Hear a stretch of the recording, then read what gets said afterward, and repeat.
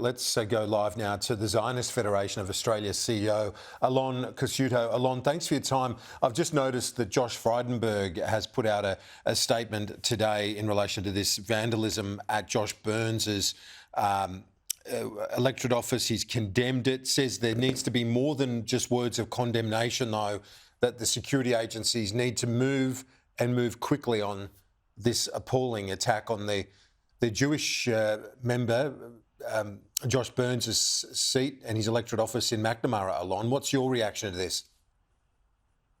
Yeah, I think he's absolutely spot on. We're outraged. I mean, this is a pretty serious and pretty disgraceful escalation. We've seen many members of parliament targeted and their offices targeted with vandalism, with different graffiti, with paint on their walls, but we haven't seen fires, we haven't seen smashing of windows. This is a dangerous and violent escalation.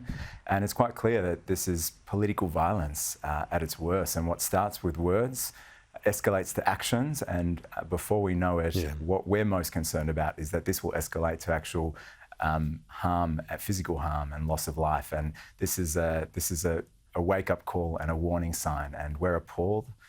We're outraged by it, and we hope that authorities take this very seriously.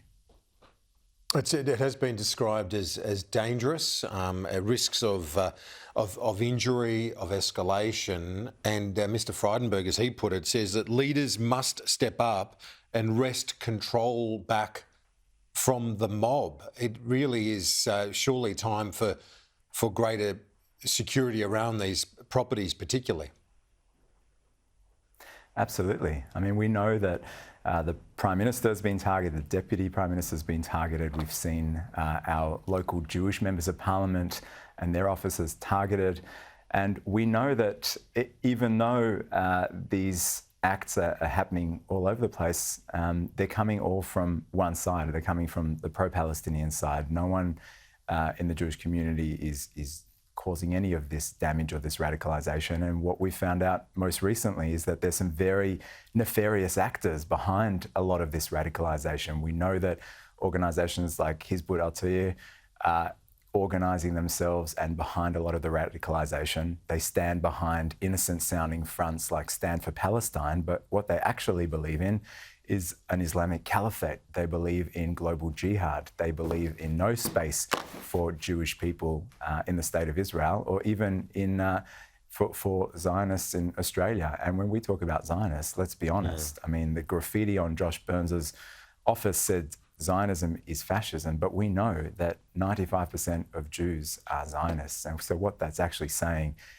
is that there's no space for Jews.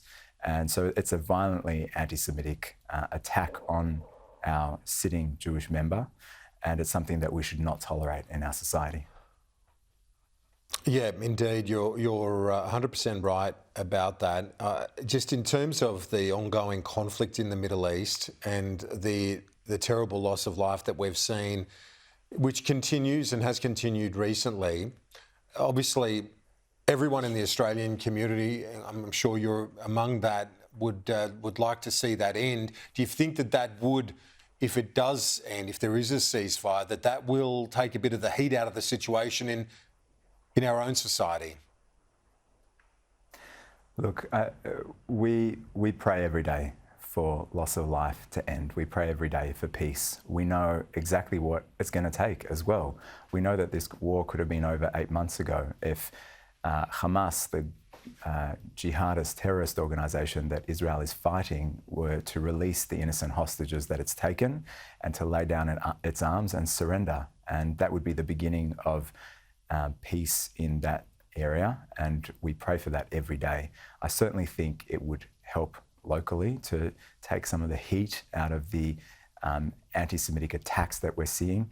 But at the end of the day, we've got very radical elements in Australia that are looking for excuses to flame the situation. They're looking for excuses to attack Jews in their communities. And we've seen anti-Semitism rise to levels that we've never seen before in Australia. We know that there are radical elements active in our country. We know that anti-Semitic incidents outnumber Islamophobic incidents and other racist incidents 10 to 1. we know that Jews are an extreme minority in this country, and for decades we have disproportionately contributed to the Australian way of life and felt at home in Australia, and that's under threat.